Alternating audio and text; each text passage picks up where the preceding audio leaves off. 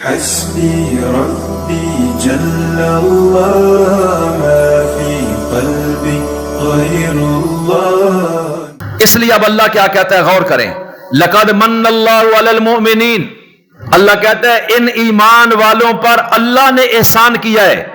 اذ بعث فیہم رسولا من انفسہم، کہ انہی میں سے انسانوں میں سے ایک عظیم رسول ان میں اس نے بھیجا ہے، اور وہ یہی عظیم ہے جن کی وجہ سے کائنات میں انقلاب عظیم پیدا ہو رہا ہے. زمانوں میں، معاشروں میں، گھروں میں، سواریوں میں ایک عجیب تبدیلی زمین و آسمان، عرش و فرش پر پیدا ہو گئی.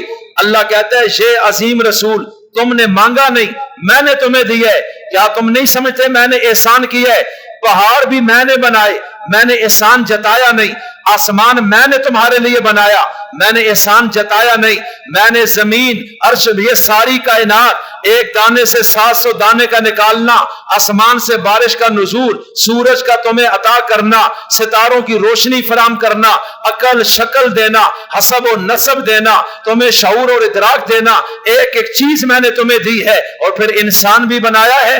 میں نے کبھی نہیں کہا میں نے تم پر احسان کیا ہے، حالانکہ اتنے احسان ہے. ان تعدوا نعمت اللہ لا تحصوها، پارہ نمبر 13 میں ہے کہ اتنے احسان میرے ہیں، اگر گننا بھی چاہو کبھی گن بھی نہیں سکو گے. شکر ادا کرنا تو بڑے دور کی بات ہے. لیکن میں نے پھر بھی نہیں کہا میں نے تم پر احسان کیا ہے. لیکن یہ وہ ایک عظیم در یتیم ہے. اس کائنات میں ایک ایسا موتی ہے جو یکتا ہے، جس کا ثانی کوئی نہیں، جو میں نے اپنے خزانے سے اٹھا کر تمہیں دیا ہے، ایمان والوں کو فراہم کر دیا ہے. اس لیے یہ وہ احسان ہے جس کو میں جتلانا چاہتا ہوں تاکہ تم اس کی قدر کرو. اس کو ناراض نہ کرنا، اس کو نظر انداز نہ کرنا، ورنہ میری اور تمہاری بگڑے گی، ہماری اور تمہاری جنگ ہوگی.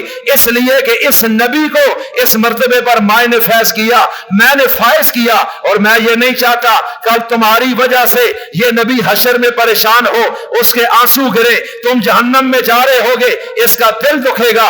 اس لیے اس کے پیچھے رہنا ہے. اور آمد کا مقصد کیا ہے؟ اللہ کہتا ہے ان کو میں نے یہ مرتبہ دیا، ان کو مبعوث کیا، ان کو پیدا کیا، ان کی میلاد ہوئی، کائنات میں مرتبہ دیا. کیوں کیا ہے؟ اس کے 4 مقصد ہیں ان کو بھیجنے کے. یتلو علیہم آیاتہ، پہلا مقصد اس نبی کے دنیا میں آنے کا کہ میرے قرآن کی آیتیں پڑھ پڑھ کر تمہیں سنائے، اس قرآن کی تلاوت کرے، اس کی انوار و برکات تمہاری زندگی میں داخل ہوں گی. یعنی میرا پیغام یہ اپنی زبان سے لوگوں کو پڑھ کر سنائے. ان کی زندگی کا پہلا مقصد یہ ہے، اس لیے میں نے ان کو بھیجا ہے. دوسری بات وَيُزَكِّيهِمْ، کہ یہ جب آئے گا یہ تمہیں پاک کرے گا. کیا مقصد؟ ان کے آنے سے پہلے تمہارے دلوں میں کفر ہے، شرک ہے، بدعات ہے، اندر خود غرضی ہے، خود پسندی ہے، عجب ہے، تکبر ہے، حسد ہے، اپنے تکبر ہے، اور اپنے لیے ہر سر چی رہا ہے، اپنی ناک بچانے کے لیے بچیوں کو زندہ زمین میں دفن کر رہا ہے. وہ صرف اپنے آپ کو پروموٹ کرنا چاہتا ہے، اس کے اندر انسانیت نہیں ہے، نہ ماں کا ادب، نہ اولاد کا رحم، نہ پڑوسی کا، نہ غریب کا، غلاموں کا تو پرسان حال ہی کوئی نہیں. شکل انسانوں کی ہے، انسان بھری دنیا میں کوئی نہیں ہے. تو تمہارے اندر بہت بڑی تباہی مچی ہوئی ہے، تو ہم تمہیں اس سے پاک کرنا چاہتے ہیں کہ کفر نکلے، ایمان داخل ہو، شرک نکلے، توحید پیدا ہو، بدعت نکلے، سنت پیدا ہو، بے حیائی نکلے، حیا پیدا ہو جائے، بزدلی نکلے، جرأت پیدا ہو جائے. ارے پھر وہاں سے سخاوت کو پیدا کرنا ہے، تمہارے اندر ان اوصاف کو پیدا کرنا ہے. اس لیے اس نبی کو بھیجا ہے. وَيُزَكِّيهِمْ، کہ اے نبی آپ جائیں ان لوگوں کو پاک کر دیں، ان کے دلوں کو پاک کریں، ان کی نظر کو پاک کریں، ان کے ماحول کو پاک کریں، ان کے معاشرے کو پاک کریں، ان کی نیت کو پاک کریں، ان کو انسان بنا دیں. ہم نے اس لیے ان کو بھیجا ہے. اور یہ دوسرا مقصد ہے کہ ان کے آنے سے پہلے نقشہ اور تھا، ان کے جانے کے بعد نقشہ اور ہوگا. پہلے دنیا میں اور قسم کے لوگ تھے، ان کے جانے کے بعد ایک جدا معاشرہ تم دیکھو گے. اور یہ اس کے آمد کا مقصد ہے کہ انسانیت پہ محنت کرنی ہے، مال اکٹھا کرنا، کوٹھیاں بنانا، گاڑیاں لینا، مہنگے مہنگے کپڑے پہننا. اس نبی کے مزاج میں یہ چیزیں ہم نے نہیں ڈالی.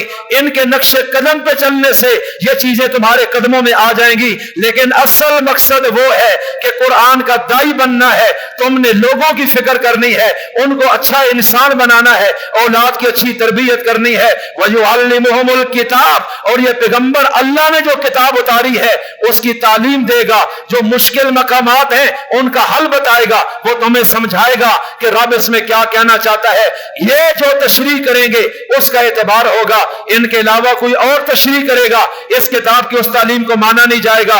वल हिकमता, और चौथा मकसद क्या है तालीम किताब के बाद कि यह पैगंबर सुन्नत की तालीम देगा, यानी जिंदगी में ऐन एतदाल क्या है, खाने में वो तरीका जो अल्लाह को पसंद है, पीने का वो तरीका जो अल्लाह को पसंद है, चलने का वो तरीका जो अल्लाह को पसंद है, निकाह का वो तरीका जो अल्लाह को पसंद है, रिश्तेदारियों को निभाना कैसे है, जंग कैसे करनी है, सुलह कैसे करनी है, मुआहदा कैसे करना है, उसको निभाना कैसे है, उसने सलूक कैसे करना है, ये इनकी जिंदगी का एक अमल है जिसे सुन्नत कहते हैं। हजरत इब्ने अब्बास फरमाते हैं हिकमत से मुराद सुन्नत है, बाद मुफस्सिरीन ने कहा इससे मुराद दानाई की बातें हैं, लेकिन इनमें आपस में टकराव नहीं, इसलिए कि हर सुन्नत दानाई की बात है, वही हिकमत की बातें हैं, वही समझदारी की बातें हैं। फरमाया ये चार काम है इस नबी के दुनिया में आने के, व इन कानू मिन क़ब्लु लफ़ी ज़लालिम मुबीन, अगरचे इससे पहले ये ईमान वाले खुले गुमराह थे,